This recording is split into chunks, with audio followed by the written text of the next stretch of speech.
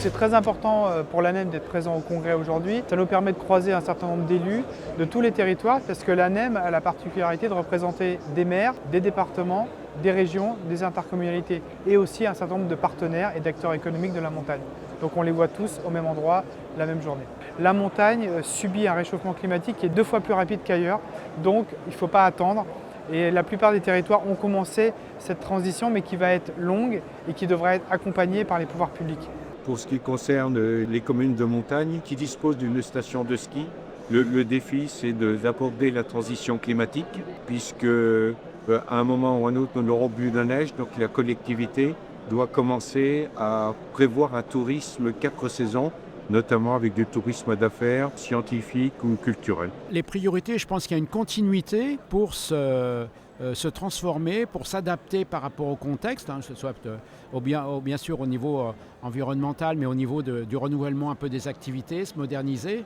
Je pense qu'il y a aussi une adaptation qui va être très interrogative ou peut-être difficile sur le contexte extérieur, comme on l'a vécu, parce que moi je peux vous dire que le dernier mandat a été quand même très difficile. Les habitants se posent un peu des questions parce qu'on a tenu les budgets sans augmentation des taxes, bien sûr, mais évidemment, il y a de la demande.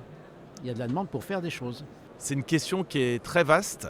Je pense qu'il y a la nécessaire adaptation par rapport au changement climatique qui nous impacte déjà et va nous impacter de plus en plus, à la fois d'un point de vue de notre quotidien, des températures, de l'eau, des ressources, etc., mais aussi dans nos modèles économiques, dans nos modèles touristiques. Et je pense que la clé va se trouver un peu autour de peut-être la souveraineté que les communes vont reprendre, notamment par rapport aux ressources naturelles.